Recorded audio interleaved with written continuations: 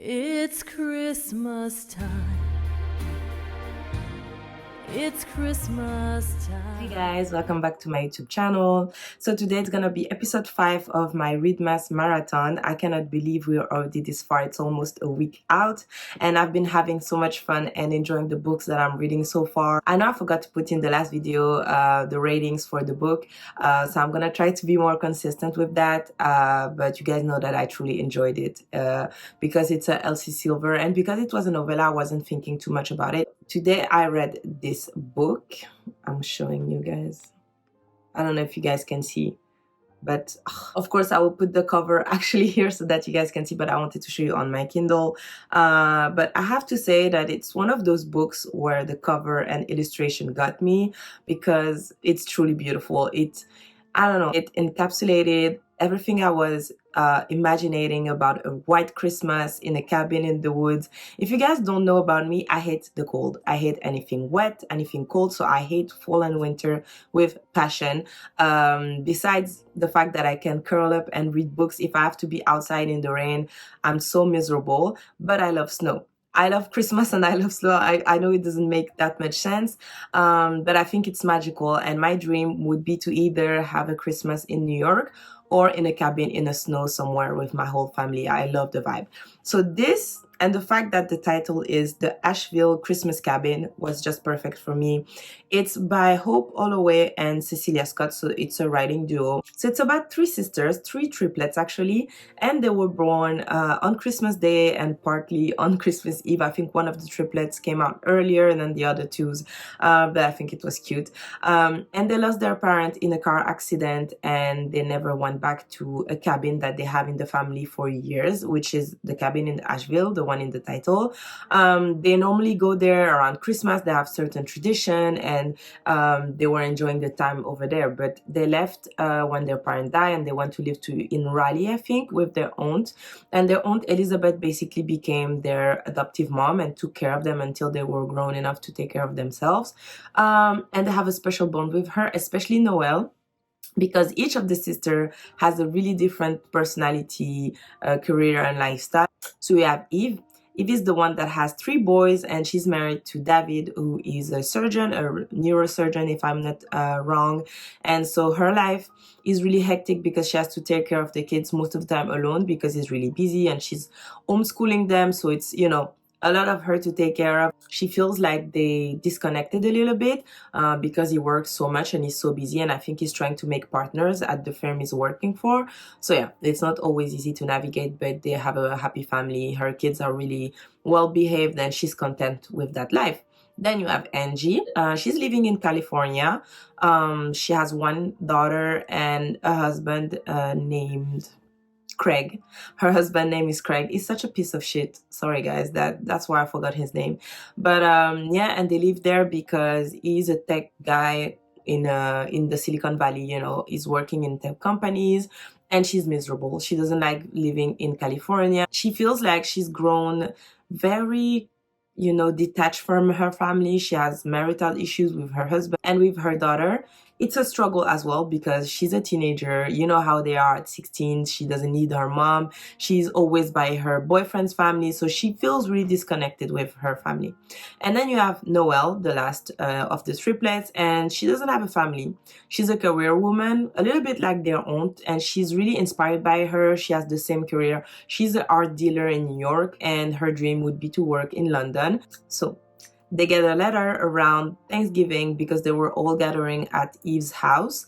So they got an email, I think, from their own saying that they need to go back to the cabin actually, which is weird because she always makes sure that they wouldn't go to the cabin because she rented it out and because it was too much memories for her because of her sister that passed away and for the triplets because their parents were gone. But this year she decided that they should gather over there and spend a month before Christmas, and I think all the way until New Year, so that they can have family bonding time, etc. And she says in the email that she has something to announce to them. So they all go over there. Eve is going with her 3 children. Obviously, her husband cannot make time for it at the moment, so he says, just go ahead and I will join you later. Craig, which is Angie's husband, is not even bothering to go. He's like, why would I go bury myself in the mountains for Christmas when I have so much to do? He's so busy, you know. So he doesn't want to go. And her daughter Brooke either, because she want to go spend Christmas with her boyfriend. So Angie goes by herself and she's really miserable about it. I felt so sad for her because the authors did a great job describing feeling of loneliness, of, you know, sadness. Like, I don't know how to explain, but I felt it to my core and I felt so bad for her. And then you have Noelle going because she's thinking, okay, I'm gonna take a month off work and work remotely if I have to, but so that I can spend time with my family.